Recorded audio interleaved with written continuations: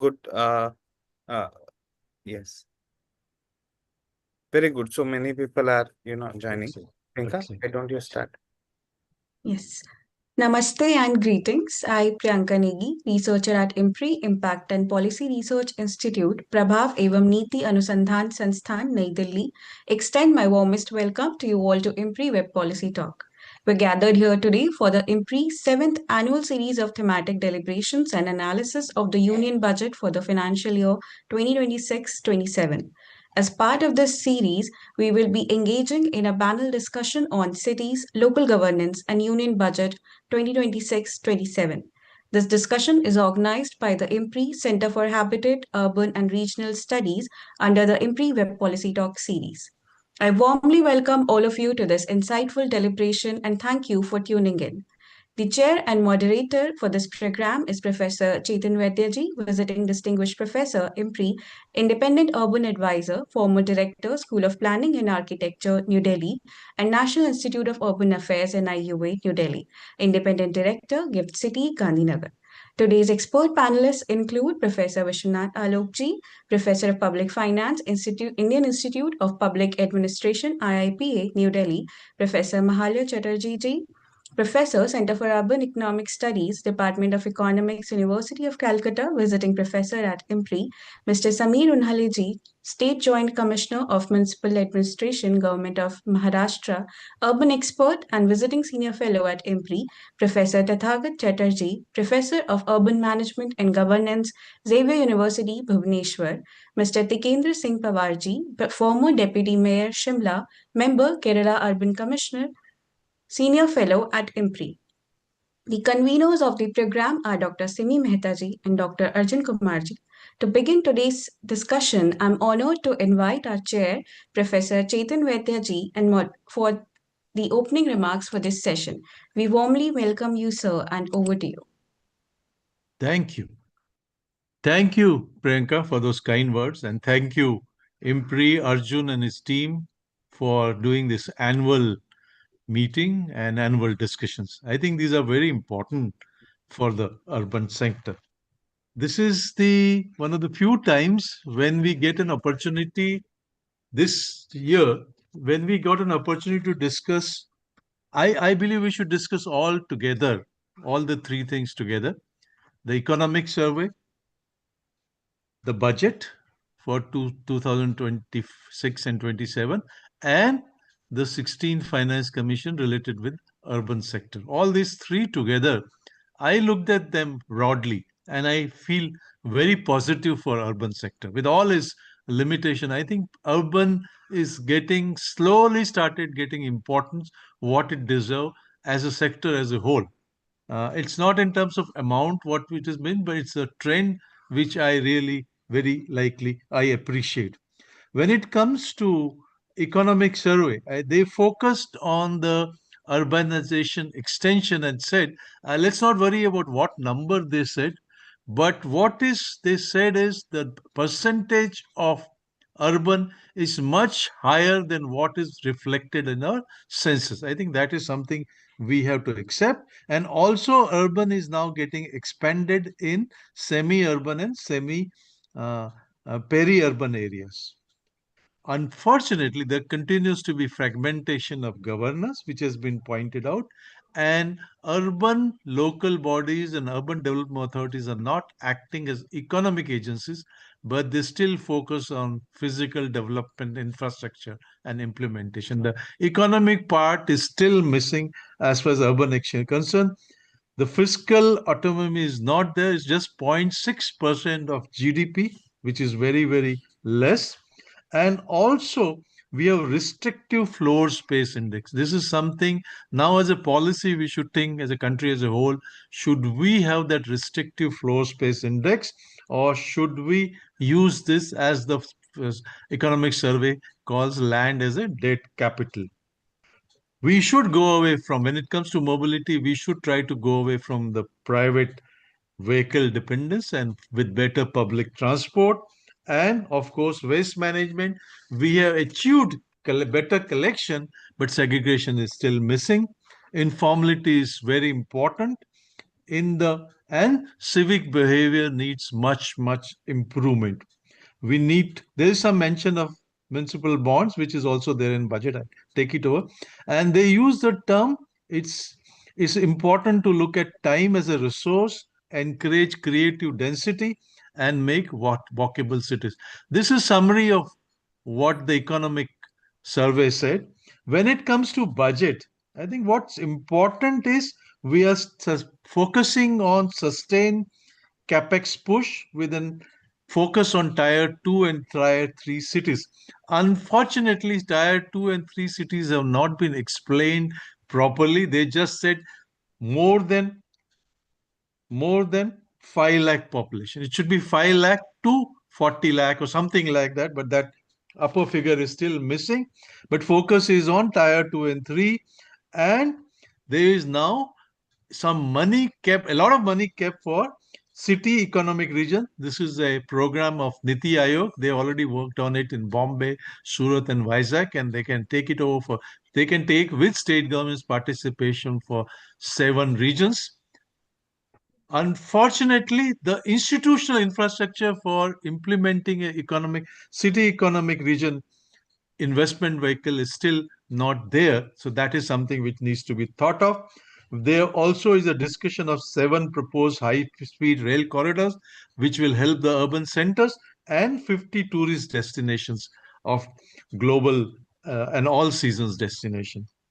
There is discussion on new waterways and regional centers of excellence, also e-buses, seaplanes, urban finance. There's going to be a risk guarantee fund. And we have been talking about use of central body PSU's land. We can bring it as resource. And also, I still think the whole thing, the focus on construction and infrastructure equipment manufacturing is also very positive. You are going to increase floor space index. Obviously, heights of the buildings are going to increase, and it is a very positive step towards focusing on infrastructure equipment. So all that is very positive, and more positive for me, which is the report of the 16th Central Finance Commission. 45% of the total local government funding is going to urban areas.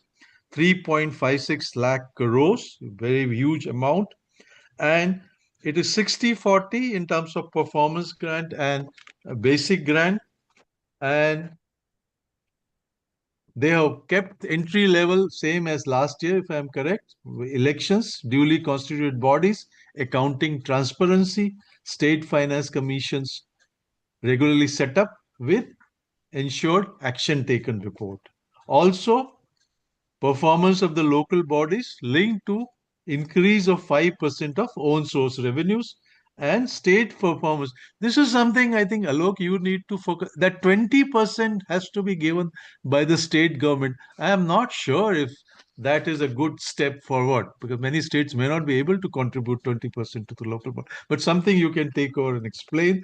Then there is tied and untied funds. 50% of basic components are untied, and 50% has to be used for sanitation and solid waste management and water management. There is also some kind of untied flexibility, and there's a prohibited use of these grants for salaries and other establishment reasons. Something new which has been introduced by 16th Central Finance Commission is what is called as urbanization premium. The peri-urban areas or rural areas that joins the urban areas will get a one-time grant. This is something new. Of course, it needs it overall urban policy, and there is also a comprehensive support for wastewater management. These are my quick points. I thought particularly I have raised some issues which our panelists can take up. Now I'll hand it over back to Priyanka for her presentation. Thank you so much, sir. Thank you for your insightful opening remarks, and you have beautifully set the context for today's discussion. Where we have prepared a short budget snippet to briefly outline the key highlights, which will be presented by Anish. So, Anish, over to you. Yeah, hope I am audible. I'm just sorry to not able to switch on my video due to some issues. So yes, you're audible. Please go ahead.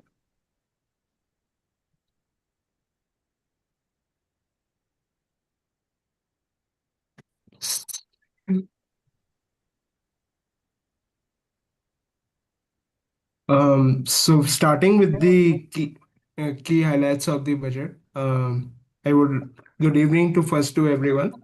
I would like to set a brief snapshot of the part of cities and local governance in the Union Budget 2026. A main point, as pointed out by Professor Chetan Vaidya sir, also that it's an urbanization budget focused, and also the finance minister mentioned in her speech that the push of ideas of the cities and engines of growth, which is going to be focused in the budget.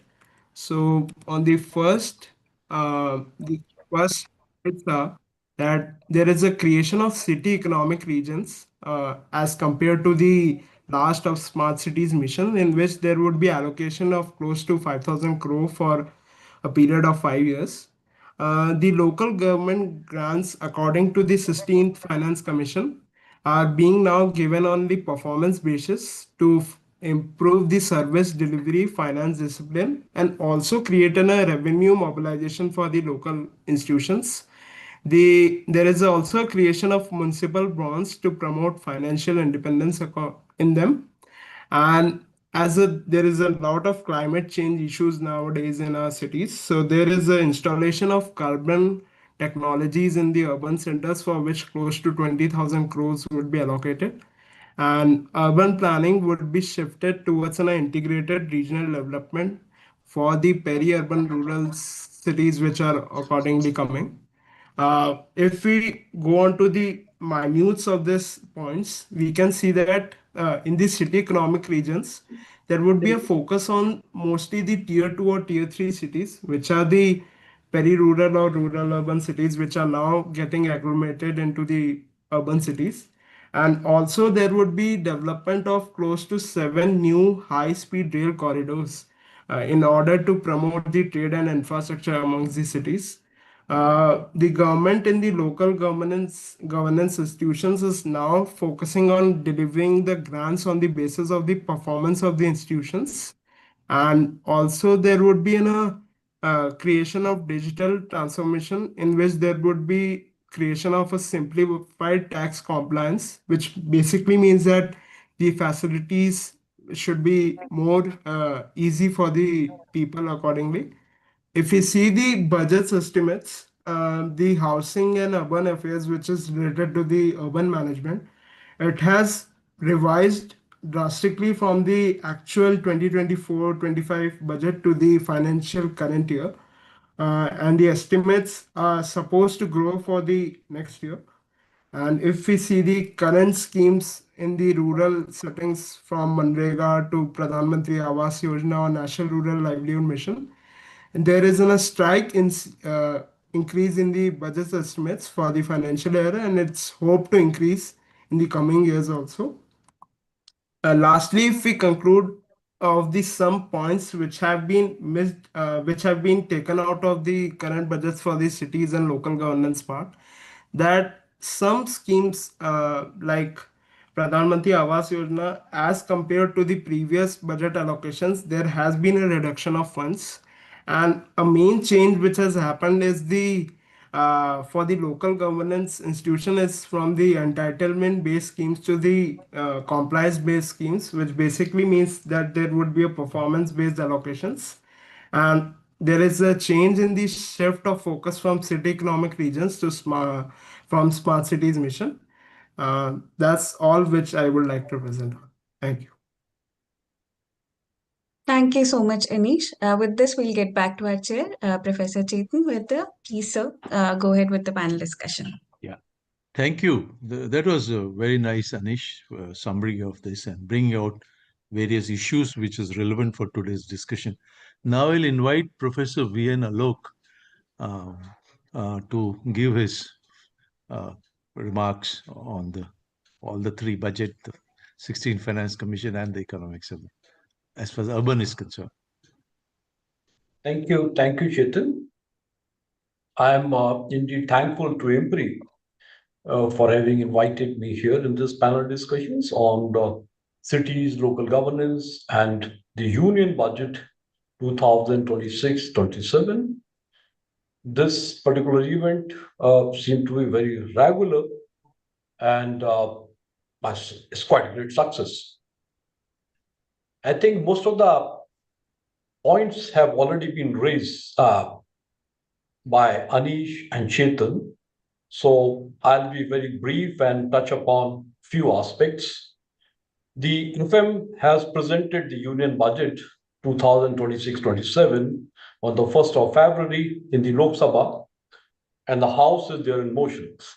So the budget has not been approved by the House, but we feel that this is going to be approved in the time to come.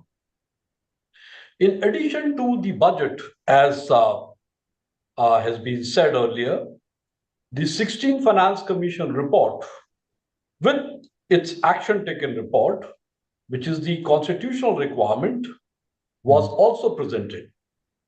For the viewer who may not be knowing so much about the 16th Finance Commission report, why it's so important, as you know, there was a 74th constitutional amendment in 1993, and one more clause was added in Article 280, which is related to the Union Finance Commissions. And this particular clause, it says that the Union Finance Commission has to suggest measures to augment the consolidated fund of the states for municipalities on account of the recommendation of state finance commissions. So the Constitution, it envisages that the state finance commissions will be making some recommendations which will create some stress on the state finances, and that particular stress the Union Finance Commission has to address. Over a period of time, 6, or in fact 7, including the 10th Finance Commission, they have made recommendations, but in the absence of the state finance commissions recommendations, because the related period, the recommendations were not available. So this particular recommendations, it includes municipal bodies as well as panchayats. But we will be talking only about municipalities in this particular discussions. In addition to this, the economic survey was also tabled on the 29th of January. Now, economic survey has given a chapter on urbanizations, and Chetan and Anish, they have already touched upon what all issues the economic survey has raised in that. Now, the environment that is prevailing, the economic environment that is prevailing as of now, is actually not very, very supportive so far as the urban development, or what should I say, the finances to cities from the union government is concerned. Before I get into that, I just wanted to say one more thing, that this particular subject, cities, local governance, this is essentially a state subject. Okay. This has been mentioned in the 7th schedule that cities and local governance is there in the state list. So there is very, very little room on the part of the union government to, suggest few things. It is largely in the domain of the state governments. I think it would be better in the time to come that we also discuss, I'll suggest IMPRI, that you also discuss the state finances and the role of cities and local governance in the after the state finance commissions, state finances report by the RBI, in addition to what you have there in the union budget. So the economic conditions, as we know, that 7.4% growth we have achieved in 2025-26. Not just achieved, it is estimated. And we estimate, that's the economic survey, that 7.2%, that's on the higher side, is going to be there in 2026-27. Now, coming to the fiscal space part of it. In 2016 and 17, the government spending was just about 12.8% of the GDP, 12.8% in 2016 and 17. And this has increased to 13.6%, which means in 2026-27, as per the budget estimates, which means just 0.8%, 0.8% increase so far the public spending is concerned, the GDP. And this is largely coming from the borrowing part of it. Okay. What does it mean?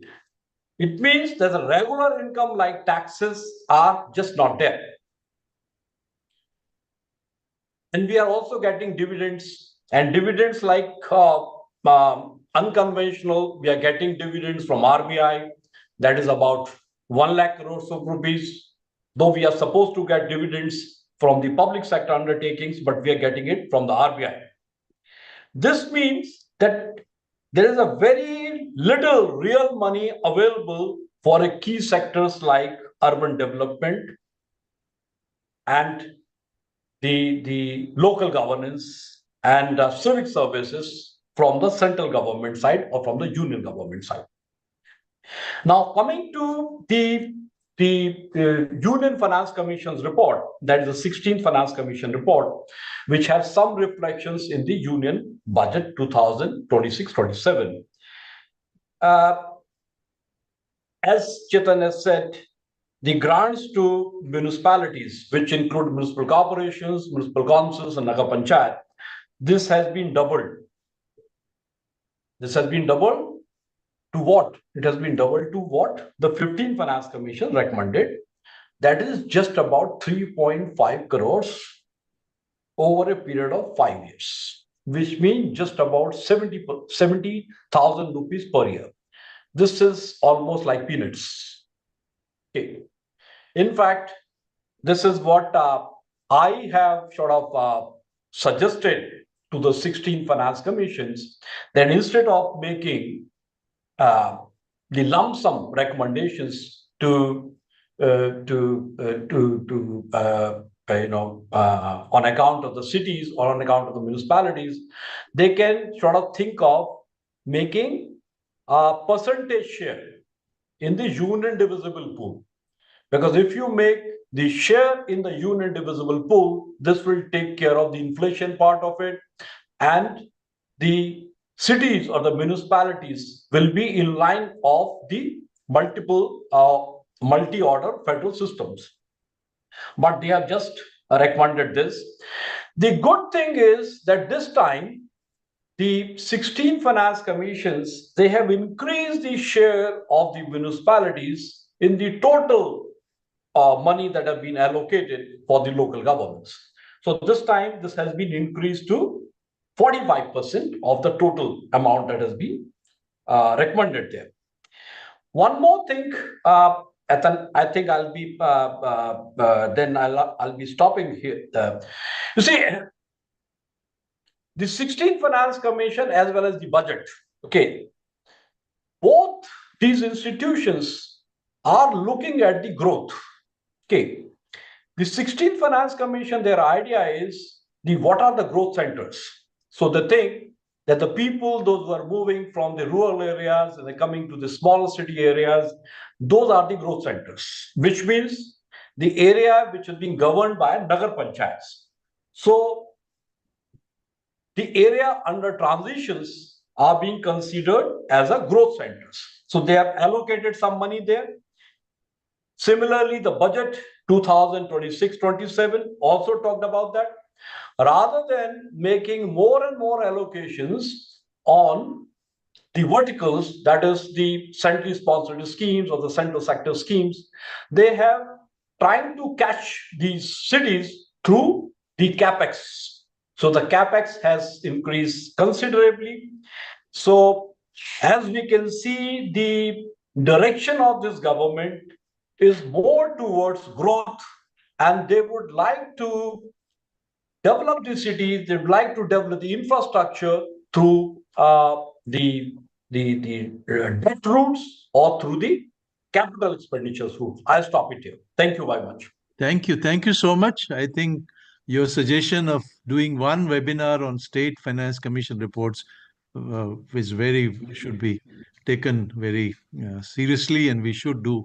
I will State suggest finances, this. State Finance Commissions, yeah, State Finance. No, State finances. State finances. Okay, state finances. All right.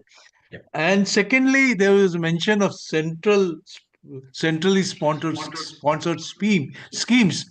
And this is something also to be reviewed. I think, or if there is a suggestion that a committee should be set up to look at the central sponsored scheme. So that is something we need to look at a little more focused on this. I'll now invite Professor Mahalaya Chatterjee from Calcutta University. Ma'am, you have to unmute.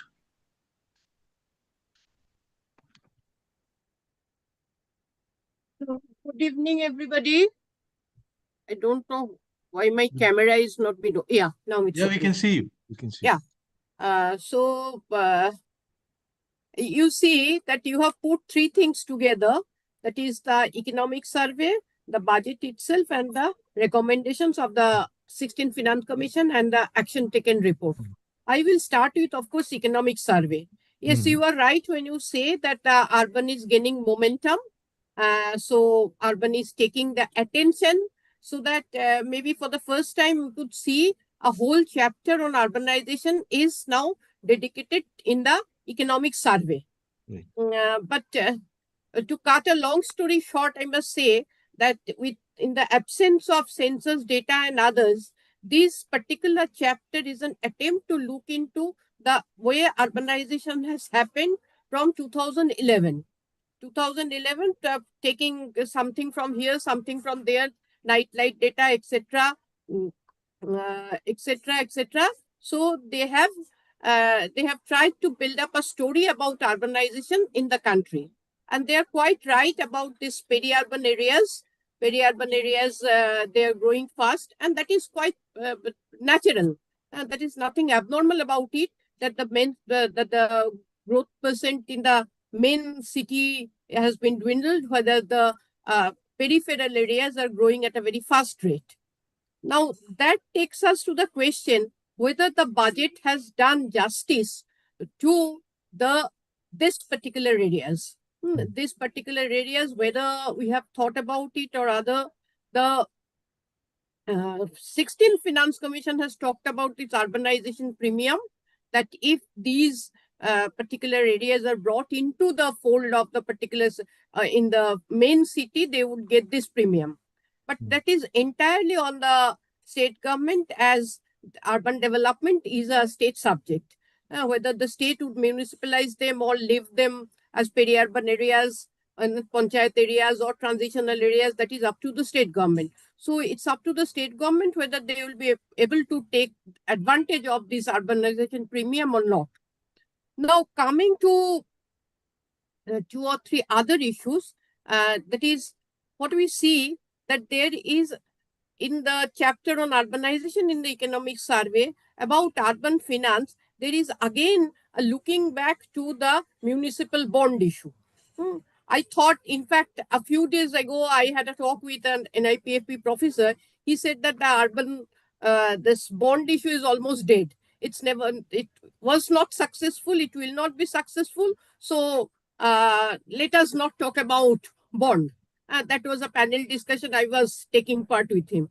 But this economic survey that somehow brought back that municipal bond issue once again for urban financing. But it is not clear. It talked about raising own source revenue, etc., etc., but no particular emphasis on how to reform this municipal fiscal issues so that own source revenue actually increases. There are old stories about using land as a capital. Now land, again, we know that land is once gone. Once we sell the land or we give lease to the land, that's almost gone. There is hardly any chance of getting a regular revenue source using the government land under the ownership of the municipal bodies or others. That is very few. At least I can talk about West Bengal. the municipalities do not own much land, whatever it has, and there is a fear about using the land indiscriminately for getting revenue from them. Land is not the only source of land cannot be a major source of revenue if you take into consideration other issues like environment, ecology, green cover, etc., etc.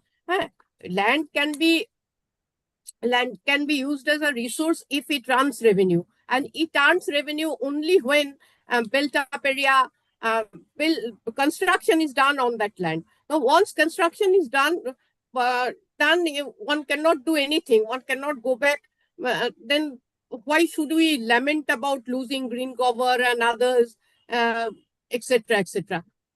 That is, or when we talk about land as a revenue source, we never take land as a source for maintaining urban ecology and environmental balance, etc., etc. So there is a fear that if you just point out land as the only source of raising own source revenue for the municipalities, that may bring disaster as far as built-up area is concerned, as far as ecological balance is concerned. So that is my fear. That is, I haven't at least seen, I don't know, that whether any serious talk about reforming municipal fiscal situation, the dependence on the property tax should be minimized, and other sources can be thought of. Other types of so-called taxes and non-tax revenue can be thought about. This is the second point. The third point is about when coming to the budget itself, there are two things. One is the city economic region. Now, I'm not very clear about what does it mean. Once upon a time, we heard about city economic region in China. That was a combination of urban and rural areas, and at that time, according to Chinese ideas about development, that the city economic regions would be self-sufficient and so and so. So what is the economic basis of this city economic region? Are we thinking of independent units which would generate economic revenue and which would feed the urban development thing? Or there is some other thought behind this city economic region? Then thirdly, there is a talk about university townships. University township, 5 university townships. Till now, I haven't seen any details about it. What does it mean? Is it something like our IIT campuses? IIT campuses, or is it something different? University towns are a very old concept, and we have seen big IIT campuses. They are almost a city like itself. If you look at census data of Kanpur, there are 3 words: Kanpur Shahar, Kanpur Dehat, or IIT Kanpur. IIT Kanpur. So what is the actual morphological setup of these university townships, and what will be their impact on urbanization and others? My third point is about the excessive stress on transport-oriented development. Transport-oriented development, it's not only about the metro rails in the cities, but also high-speed corridors and others. Now, once upon a time, there are lots of research done on the effect on urbanization on the Golden Quadrilateral and other road-based projects that were road-based infrastructural projects that were taken up by the central government. What was their impact on urbanization? How they helped the small villages to grow up into medium-sized, just depending on this transport corridor. Now, these high-speed corridors, will they have same impact of urbanization on their routes? On their routes, that is to be seen. That is to be seen. Now, lastly, I would emphasize that what has been thought of or what has been discussed in the economic survey is not reflected in the budget. It's not reflected in the budget. The budget does not talk about talk about the so-called informal sector, the migrants, their houses, their urban amenities for them, etc., etc., etc. That is not at all found in this thing. The only thing I found that about the allocations that Pradhan Mantri Awas Yojana Urban, that has a higher allocation than the last year. That is the only thing I found. So what is given in the economic survey is not reflected in the budget. And about the 16th Finance Commission, I don't want to talk much because it will depend on how the actual grants and other things actually go to the states and the municipalities and the panchayats. Let me stop here. Maybe I add something later on. Thank you. Thank you so much, Professor Mahalaya, to point out your concerns about urban land. Also, what is this city region led economic development, university towns, TOD, and finally, not NULM not doing enough for the poor. The disconnect between economics. You said all the right things, but don't provide funds. Thank you so much for those points. I'll now invite our friend Shri Tikender Panwar. Sir, you bring in a different perspective because you have worked on the ground and your recent experience of Kerala is, of course, unique once again.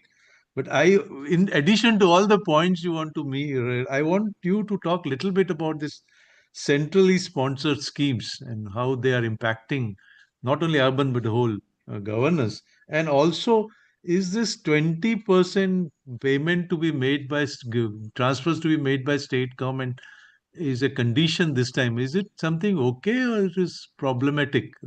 Just I thought I'll add to your remarks. Thank you so much.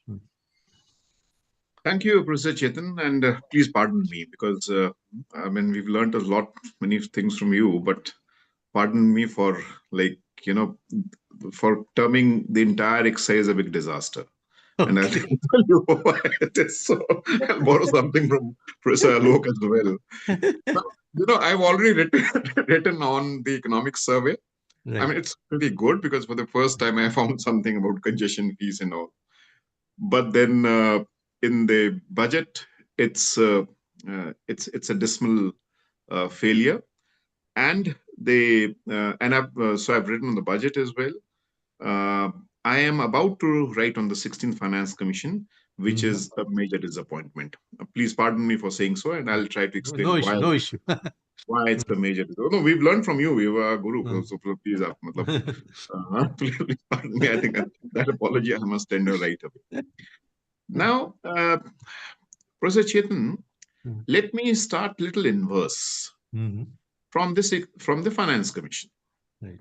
I mean, all that hullabaloo that has been created all across the country by some eminent people as well, well-meaning also, that there is an increase in the outlay, should not forget that how much money has been spent in the last 5 years. And what were the reasons if 30% of the money has not been spent, even in the last budget and the last 5 years? So there is some malaise, there is a disease that had to be treated.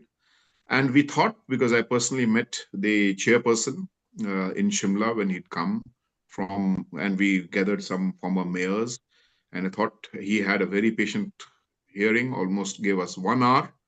So we thought, unfortunately, they have fallen to the same malaise and to the same trap. And that's exactly 20% further adds to that. Now, if you see the total figures as well, the total devolution, look at the GDP size, Professor Chetan. What was there in 2020 between 15 and the GDP size now? It was 200 lakh crore rupees.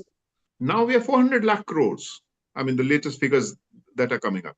So the per capita, and then if you take into account the entire inflation rate and the number of people who have moved to the cities, in fact, this is a reduction. So this is no great number. And I borrow from Professor Alok, all of this also will depend on the kind of revenues that are generated. Only then one can imagine. So to me, it's a major disappointment. This is the first thing. The second thing is about that we were screaming as city representatives, someone who has served in the city maybe 5 years or 7 years, or even former municipal commissioners and all, that for heaven's sake, just come out of this paranoia about tide grants. Why is it that the entire Himalayan belt states, and for that matter, many of the states, there was a condition, and the condition was that if you do not increase, I mean, that's not the job of the Finance Commission to tell you whether property tax is to be the priority. And we also know, Professor Alok was rightly pointing out about the political economy, that after the introduction of the GST, this has been lamented even by the Prime Minister in the Chief Secretary's conference in my state in Dharamshala, that after the introduction of GST, it's more than 20% of the own source revenue of the cities that has been lost. So, you've already squeezed the cities, and then you bring in a condition in the 15th Finance Commission stating that if your rise in property tax is not commensurate to your state GDP, then you will not get that money. And we've not got that money. I mean, it's obnoxious. Perhaps they do not even know. I mean, they're not served in the cities. And unfortunately, the same thing continues with a further tied up stuff, as you rightly pointed, 20%. Where is this money going to come from? I don't know how many of our people will understand Hindi here, sir. But I remember when, the smart cities were launched, and when it was stated that, look, these will be the lighthouses. So some of our players and consultants created the smart city plan for Dharamshala. I'll speak in Hindi, Professor Chetan. I believe everyone will understand. I'll translate to English. So as Dharamshala town, which has a annual budget of somewhere around 50 CR, 100 CR, guess what? The consultants created their plan, smart city plan, for almost 2000 CR. So, there was a very interesting secretary in the department, thankfully. वो बोलता है हिंदी में, उस वक्त Rafale deal चल रही थी, कहता है जेब में आपके मूंगफली खाने के पैसे नहीं है और आप रफाल डील करने आ रहे हो. That's the reality of our cities across the country. Most of the country, 8,500 towns are like, less than 100,000.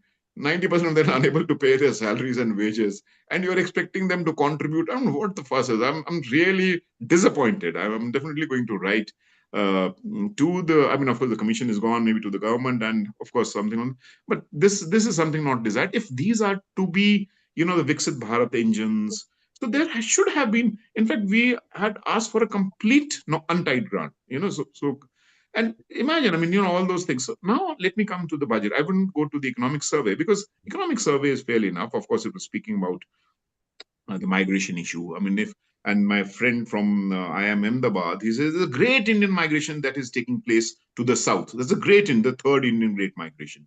We are not capturing that. So if that is happening, what is it that we are looking at? And as Professor Alok also rightly pointed out, that, it's a state subject. So instead of enhancing that process, and one more point I think I should speak about the 16th Finance Commission, we were very particular, and we got this smell when this process was undergoing. This is also an attack on the federal structure. Now in Kerala Urban Commission, I'll tell you something very funny. The Panchayat said we don't want to become urban because we are fairly good. We do not want to be an urban agglomerate because then we lose they run the departments, health. I'm not sure about other states.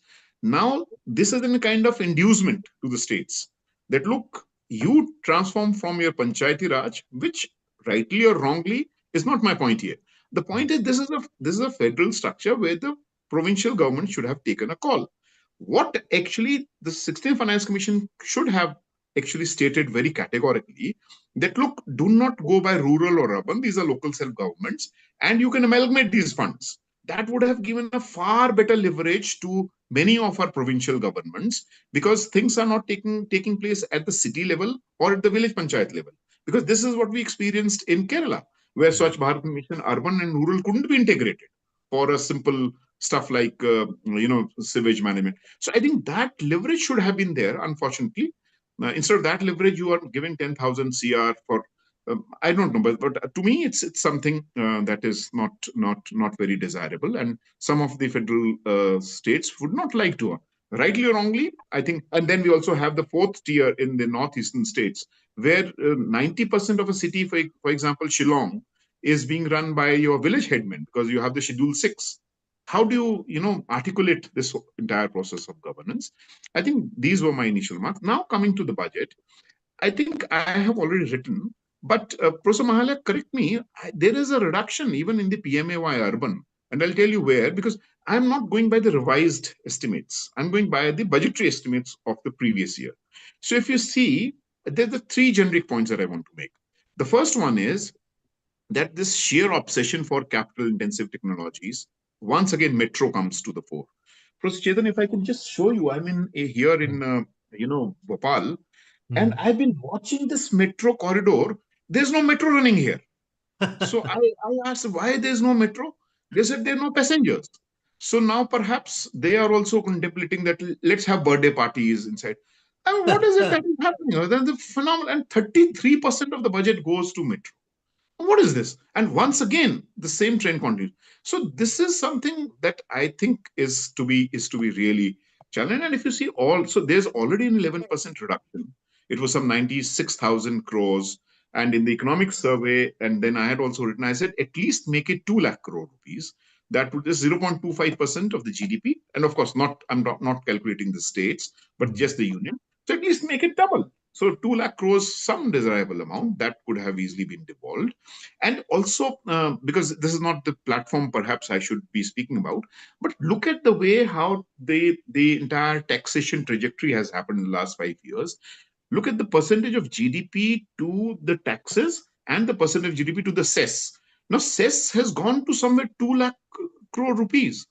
I mean, 2% of the GDP. Now, if it has gone from 1% of the GDP, if it has gone to 2% of the GDP, which means some 8 lakh crore rupees is being generated at the center, which is money of the cities and of the states, and which is not in the divisible pool. So what is this play all about? So in fact, that should have that was the legitimate money which the cities have lost. Perhaps we cannot, maybe we can just crib here, can do nothing about it, but at least that should be, for argument's sake, if 7-8 lakh crore rupees that is being generated from nowhere now to some, and that this should have been either with the states or the cities.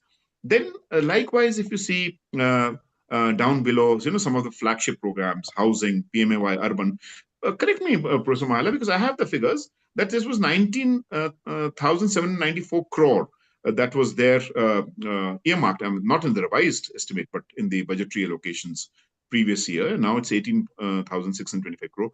So I don't think how much, and look at the kind of houses, Professor Chetan. I think it is high time when we should articulate, and this is what we're discussing in Bhopal, that for heaven's sake, you should know that the poor, if you're constructing these houses, have more children. The middle class, so you require larger space. 25 square meter is not the desired one. So we need to articulate all that stuff. Likewise, urban, Swachh Bharat Mission urban, there's a phenomenal reduction, almost 50%. I do not know why that is the reason. And Amrut. Now look at Amrut. If this is going to be the rejuvenation transition, because the 16th Finance Commission has also perhaps rightly pointed out that, I think two aspects, if I could correctly remember, they say that has to be the drainage within the city. That would be one of the important elements that one has to focus upon. Then Amrut has to play a pivotal role. Amrut previously was for 500 cities. Now Amrut is for, correct me if I'm wrong, for all these statutory towns. Leave the census towns away. And there is again a reduction of some 20%. So I find that what is the larger, but this shrinking commitment. So, and this budget doesn't talk about, what Professor Mahalaya was pointing out, the large scale migration and the demographic churn that is happening, and also the rising urban employment and formalization, the climate shocks. And for heaven's sake, Professor Chetan, I mean, you've been my guru. For heaven's sake, let us not go for a higher FI. We just not for the higher FSI. We scathingly attacked the Kerala government for that in the urban commission. I mean, because already you are in the vulnerable hotspot. Most of our cities, we do not have we have not even mapped our cities from the hydrological and the geological things. So I believe it is we should not. And then there is this scheme. I'm forgetting the name of the scheme, but this is something that I learned in Shillong. That if you have a higher FSI, then you are enabled to get more money from the center.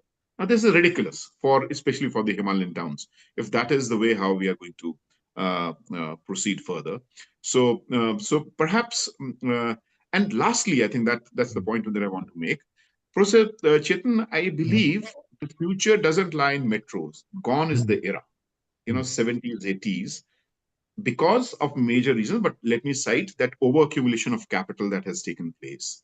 And, I do not know how many of even the middle class people will be able to buy a flat in Gurgaon if Trump's son sells the house, because he has 2 towers coming up in Gurgaon. And I think the house costs around 5 to 10 CR. But it's not that the money is, so he'll take an interview of yours, whether you are even fit to, buy a house in that tower or not. So look at the way these cities are emerging. To me, I think it is important that the target takes the small and the medium town, the tier 2 or the tier 3 cities, and of course that definition also needs to be clarified, is where the future lies, but the future doesn't mean that it's a very healthy future. They also speak about phenomenal precarity that exists, precarity in housing, precarity in civic amenities and all. Unfortunately, we do not find sense, or we don't find the lens to visit those spaces. So perhaps it is too beyond the space or scope of the 16th Finance Commission, or even the Union Budget, as Professor Alok was pointing out, being the state subject. But I think it is high time that we speak in that language of the peripheries, which we are not. Now imagine if you have a Bangalore city being governed by the chief minister. The chief minister has usurped, the new thing that is happening. Yeah, GBA. So perhaps we should keep the metros apart. Let the metros survive or decay, whatever that is going to happen. It is high time that we should talk about the more precarity that exists in the countries. Thank you. I think that. Thank you. I think you made some very important points which needs to be discussed at the national level. Now I'll invite Tathagata Chatterjee from Bhubaneswar, XLRI University. Thank you, IMPRI, and thank you, Chetan sir, for the opportunity of talking here. Now, there are definitely 3 very interesting documents that has come up very quickly. The 16th FC report, the budget, and the economic survey. And what I see that, echoing the other speakers to some extent, I see there is some amount of a disconnect between what is there in the economic survey and what is the concerns being articulated in the economic survey and what has actually been given funds under the budget. There is a major disconnect because the economic survey raised certain very important issue about what is urban. We know that in India, the definition of urban remains one of the most conservative in the world. And in this context, the economic survey talked about the recent development, that is the World Urbanization report of the UN, that has come out with a new methodology of classification of urban based on the satellite imagery and census data. So which shows India's urbanization level is far higher compared to what is being reflected in the census. And then again, we are having the last census that was done in 2011. We do not have any census after that. We'll again be having only in 2027. So, but then again, even in that census, new census that is going to happen, it is again going to happen based on the old definition of what is urban. So I think here there is a very major missed opportunity in the census. And the economic survey very rightly pointed out that we need to relook about the disconnect between the administrative definition of what is urban vis-a-vis what is urban in the more economic and the functional sense. So unless we try to connect the economic and functional urban with the administrative domain, there is always going to be a dichotomy in the governance area, because we do not know precisely what is our the area we are talking about. Now, coming to this issue of the 16th Finance Commission, 16th Finance Commission also has made some very interesting recommendations about increasing fund allocation for the urban local governments proportionately. That has increased to 45%, which is definitely a positive direction, as well as, it has put some pressure for the state governments to form the State Finance Commission and bring out their reports in time. Because one major problem that the cities face is that allocation does not happen in time. And so there is lack of predictability. And thirdly, there is another interesting development that is under the 16th Finance Commission, that is increased emphasis on transparency. What the urban local governments are going to do with the funds. So there is uploading of their annual reports into the CityFin website.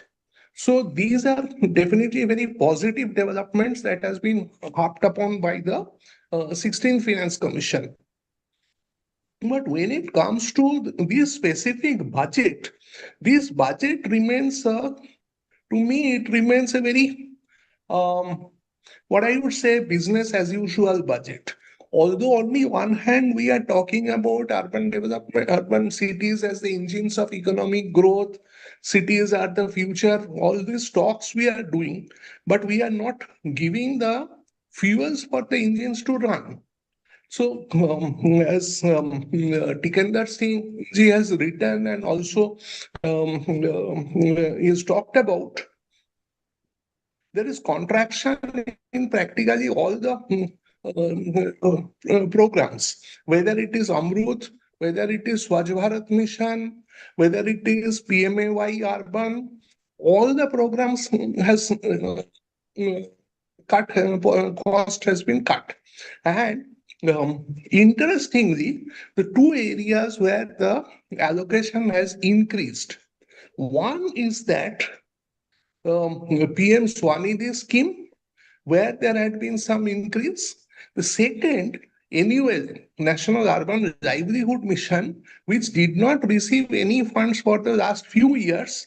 Suddenly, last year in the revised budget, it had an allocation, and this time about 200 crore. And again, this has this time gone up in the budget to 500 crore.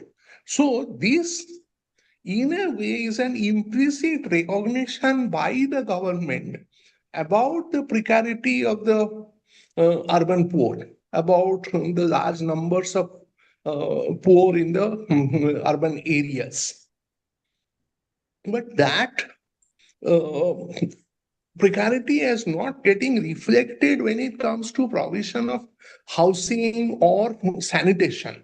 So whether it is some upgrading or improvement of the sanitation, because poverty has got multiple dimensions. It is not only the financial poverty, but it also has a social and the environmental dimension, which does not get any reflection in the budget. And the budget, although most Indian cities, and whether it is metro cities or the tier 2 cities. So one of the prime tier 2 city recently had a big issue regarding water contamination. So environmental conditions of the most Indian cities are in a very poor state, but there is no incentive for any city to address the environmental challenges. In that sense, it may be said that city is a state subject and center cannot do everything. That is accepted. But at the end of the day, budget, union budget, it's not just about financial accounting. It is also the larger vision of about the governance. It is about the direction towards the Vikshit Bharat. But what kind of Viksit Bharat that is, if it remains polluted, if it remains contaminated, if it remains stuck, although we in this budget, there is a big thrust towards tier 2 and tier 3 cities. But we must remember, all said and done, our tier 1 cities, the metro cities, are the true engines of the economic growth. But what we are having, our capital city, Delhi, which is so polluted that, Geeta Gopinath recently talked about in the World Economic Forum that investors, the environmental condition in Indian cities are now so poor that it is kind of driving away the investors. Our second most important city, Mumbai, which frequently gets flooded. But on the other hand, that is a city that is the financial capital of India, that frequently gets flooded. Thirdly, we have Bangalore, which is we talk about as a capital of innovation, IT, everything. But that city cannot move. So our three major economic hubs, Delhi, Mumbai, Bangalore, if they are so dysfunctional, can we really talk about being a developed economy by 2047 without fixing the problems faced by these metro cities? Now, coming to this issue of the tier 2 and tier 3 cities, this year's budget provided a 5,000 crore allocation for the tier 2, tier 3 cities through the Urban Challenge Fund. Now, here, this brings us back to the last year's budget. Last year's budget, Urban Challenge Fund was announced with a 10,000 crore allocation. But nothing was spent out of that. Now, if you look at this year's allocation for the Ministry of Housing and Urban Affairs budget, I do not see anything special allocated for the tier 2, tier 3 cities. So it may be, this is the same, and whereas that Urban Challenge Fund, the same amount have been reallocated again for the Urban Challenge Fund. So it may be that, that 10,000 crore that was allocated last year can be assumed, and it is my question also to others. What are your views? Do you see that, this is the fund that is going to be used now with a priority towards the tier 2 and the tier 3 cities? So this is a question I have. Secondly, I have another question that in the budget, it was announced about 7 high-speed corridors, rail corridors, which is a very interesting move, definitely, for a country like India, where distances are, which is a high-density population, and distances are not very high between cities. Having high-speed railway corridor is definitely a better option than flying from one city to another city. And this has happened in case of China, where the high-speed corridors are there. There had been developments around that corridor. So that is an interesting development. But what are the rationale behind the choice of the cities? That kind of, made me somewhat perplexing, because the cities are there. There is from Bombay to Pune, Pune to Hyderabad, Hyderabad to Bangalore, Bangalore to Chennai. These are connections between metro cities. That is understandable. But on the northern India, there is a connection from Delhi to Varanasi and from Varanasi to Siliguri. But why to Siliguri? That is, I do not understand why it is that. Because if you look at the Purvodaya scheme part, where they have talked about Durgapur, there is a industrial development hub. So if the industrial development hub is being planned for Durgapur, why not connect the high-speed rail link to Durgapur rather than to Siliguri?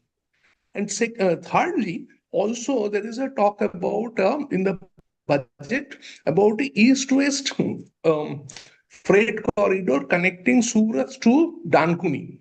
then also, I mean, either, that high-speed rail corridor should have been connected from Varanasi to Durgapur or to Dankuni, even farther down south. That would have been much more sense. But why Siliguri? And what is the rationale behind choice of these high-speed corridors? I think these needs to be discussed. I will stop at this moment and like to get your views on this. Thank you so much, Tathagata, for raising those issues, particularly on the high-speed things. I will now open it for discussions. Do we have questions which we can... how do you have questions in your chat box, Priyanka? So there's just one. Okay. There are two actually. The first one is, I think, for Professor Chatterjee. Great point on Census 11, how they are deciding allocation of resources for urban development, as we do not have the exact idea of urban population in the country. And the second question is, what about urban version of Manrega, especially urban unemployment, especially in recent context? Any mention in budget or economic survey? Tathagata, can you take the first question? Yeah. Yes, definitely I accept, I mean, with the issue raised, that when the census data is not available, we are basing our allocation, we are thinking about which city is tier 1, which city is tier 2, based on old data. But if we overlay our census information with that of the UN data, it is quite interesting. I mean, their observations are quite different. Because if in India, we would traditionally think that Delhi is the number one urban agglomeration, followed by Mumbai. But if we go by the UN record, and about which I have recently written an article. Actually, it is Calcutta that is the second largest urban agglomeration, followed by Mumbai. Mumbai, on the other hand, is the most dense in terms of density, but in terms of the size, and Hyderabad is not yet a mega city. In the 10 million population, the order of the cities is very different, because I mean, also worldwide, it is not just in India. Worldwide, there used to be a thinking that Tokyo is the largest urban agglomeration in the world. But according to the most recent data, it is Jakarta. Jakarta, with 42 million population, is now the largest urban agglomeration in the world, followed by Dhaka. Dhaka has got about, I think, 39 million. And Delhi, then comes Tokyo. And Delhi is the largest one from India. And the second, there are two Indian cities in the top 10, then the second one is Calcutta. So I think, I mean, there is, unless we have the data updated, the basis of entire database governance goes for a toss when the data itself is not correct. Okay. Now, coming to this issue about allocations for the... we are running out of time. Question, Second question, I will hand it over to, if it is okay, Tikender Sahab. आप हैं? Tikender Sahab? Tikender Singh? He's here? Yes, sir, I'm there, but I'm traveling. Question क्या था, sir?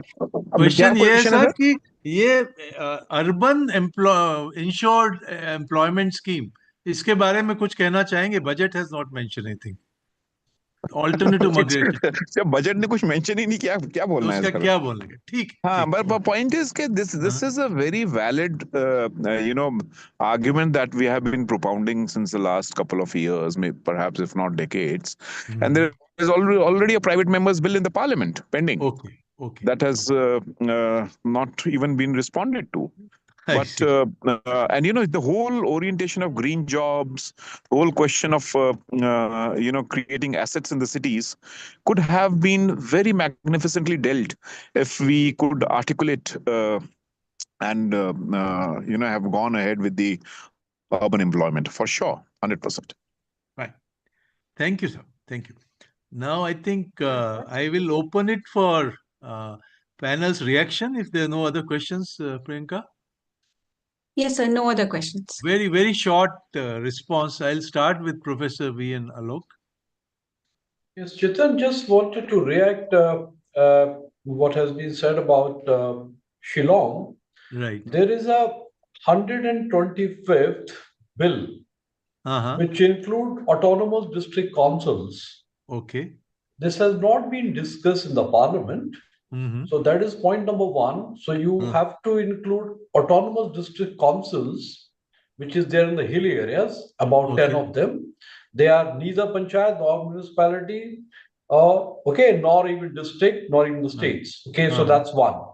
Second, the census is going to be from 1st of April 2026, right?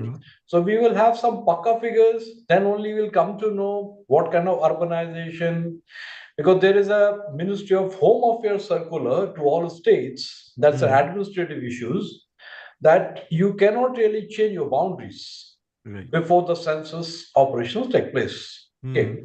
So I think what we all are doing it, this is what I even send it to the 16 finance commissions, that whatever recommendation you make, this is just an interact.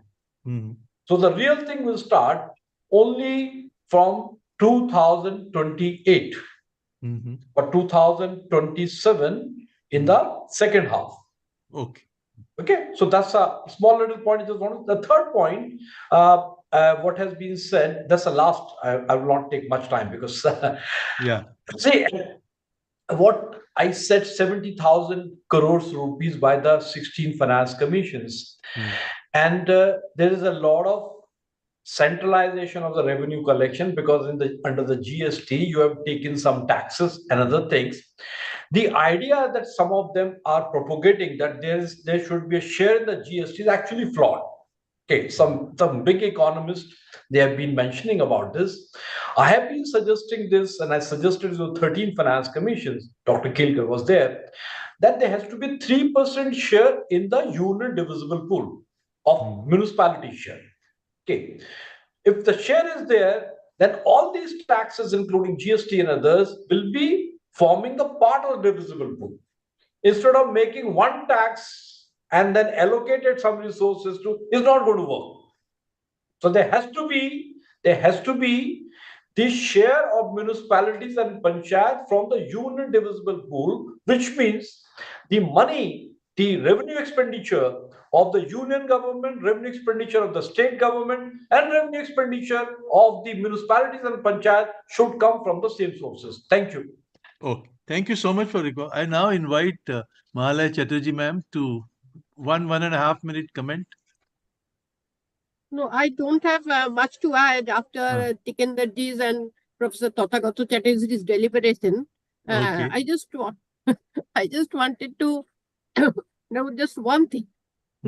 I would like to point out that this debate about FSI, it's not only the vertical growth of the cities, but also its impact on the if you want to provide its impact on the other necessities, starting from electricity for learning lifts and pumps to the effect on water supply, drainage, sewerage, and also solid waste management. Even after 2016 rules, hardly 90% of the so-called gated communities do not have their own solid waste management system. So the debate on FSI would be not only on the height, but also its impact on all other urban facilities, etc. Thank you. Yeah, your point is well taken, ma'am. Thank you so much. Tathagata, you want to add to this 1 or 2 points? Yeah, I mean, just adding to what Professor Mahalaya has said, I also concur, and I would also add to that, now there is, in some states and some cities, there is a move to increase FSI, FAR. For example, in Odisha, Now, in Odisha, there is a state level act that wants to give 4 FAR for all the cities. So, irrespective of the city and irrespective of its size, so it is a centralizing act to give a uniform FAR to all the states. I think all the cities. I think this is kind of dangerous thing because I mean each city has got a distinct character, distinct carrying capacity, and a blanket FAR for throughout the state is definitely not called for. Secondly, the issue about land value capture and this point you also raised at the beginning that about the public sector, the railway land or the defense land, conversion of those things. But I think also we need to think about this issue with a pinch of salt. Because in many cities, say for example in Delhi or Calcutta, where defense land forms a very important part of the urban green. And if the defense land gets converted to real estate, say in the Delhi Cant area, what will be the fate of the city?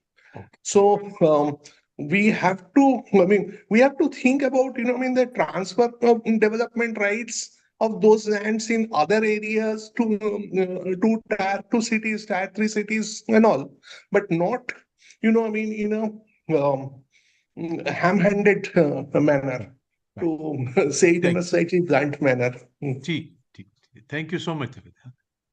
I think Mr. Tikender Singh, will you be able to say any additional point, or you traveling? Sir, I just want, just 2 points, sir, quickly. Please. In fact, perhaps if the date is almost final, 10th, we are going to release the book that I've edited called The City Limits. And I will send an invite separately to all the friends who are based in Delhi. The final decision yet to be taken. So that captures, and it's called The Crisis of Urbanization. Penguin has published it. But I've also written the Climate Just Cities framework, and which will again be discussed in the months to come. All right. So let me just borrow things from one end, the crisis that exists, and what should be the future values that needs to be captured. To me, I think climate is going to be a pivotal role, and something linked to green, where empowering the cities for enabling them to move beyond what Professor Alok was also saying, maybe meta level, how the devolution of text has to take place. But something beyond the GST is something that needs to be articulated. For example, green fees or something like that, because it is high time that the cities also get that chance, So the climate just cities have to be one of the major drivers. So to me, I think finance and governance both are interlinked, and that is how I look at it. Thanks.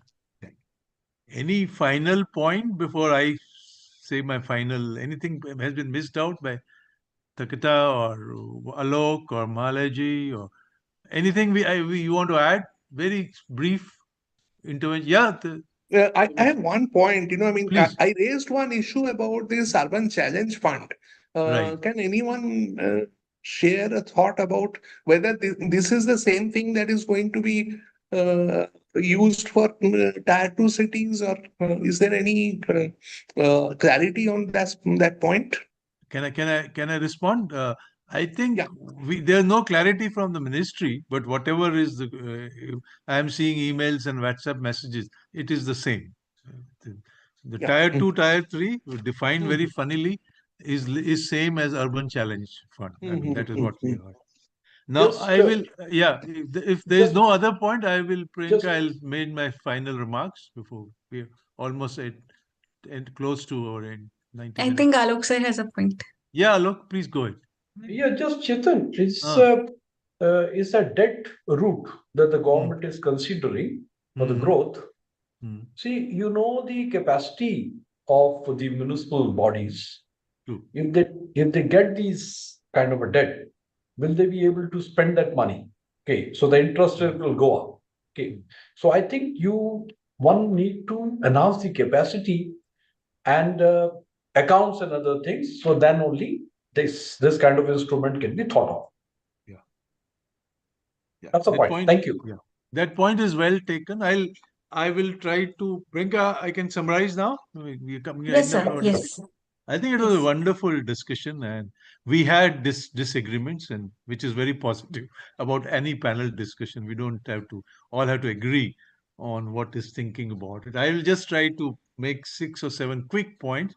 I think this has raised huge issues on land and a resource and floor space index. Should it be independent of overall impact on the city? That needs to be considered, and it could be a very good research topic. Second is, we have talked about tier 2 and tier 3 cities, but I think we are still very vague what this means. And can we totally ignore metro cities as pointed by Tathagata? Also, there's too much focus on metro rail system, too much money being put into that, and that needs to be questioned. I think we have said it sufficiently that poor have not been covered by this budget. I think that is, though we mentioned it in economic survey, but not covered in the budget. And though there is 26% increase in the allocation of revised budget for NULM, which is not enough. As far as city region leading to economic development is concerned, huge amount of money has been shown, but institutional structure is not given. I think this will have to be managed by the state governments and not city or regional areas. And then how are this this high-speed metros being proposed, high-speed rail lines being proposed? That is another question which has been written. And there's need to see how does the census 2027 in the second part will impact the Central Finance Commission and other things. I mean, will we have completely a different picture when the numbers come out? And we also need to link up with the UN's revised definition. I think these are some of the points. And finally, I think those 2 points made by Mr. Pawar about climate just framework and city limits, I think those needs to be, we should look at it more closely. With that, I will hand it over back to, big thank you, I'll hand it over to Priyanka. Thank you so much, sir. Thank you for summarizing the entire discussion. Now, with your permission, I'd like to proceed to the formal vote of thanks. As we conclude this panel discussion on cities, local governance, and union budget 2026-27, on behalf of IMPRI, Center for Habitat, Urban and Regional Studies, New Delhi, I extend my heartfelt gratitude. Our deepest thanks to our chair and esteemed panelists for their insightful and thought-provoking addresses. Your expertise and perspectives have greatly enriched today's discussion and provided us with valuable takeaways on this critical topic. We deeply appreciate your time and contributions. We also thank all participants who joined us live, raised pertinent questions, and contributed to today's dialogue. For those watching later on our YouTube channel, listening to the podcast, or reading our publications, we deeply value your engagement and interest. We look forward to your participation in tomorrow's budget discussions on population health and the Union Budget 26-27 and Defense Foreign Policy and the Union Budget 26-27.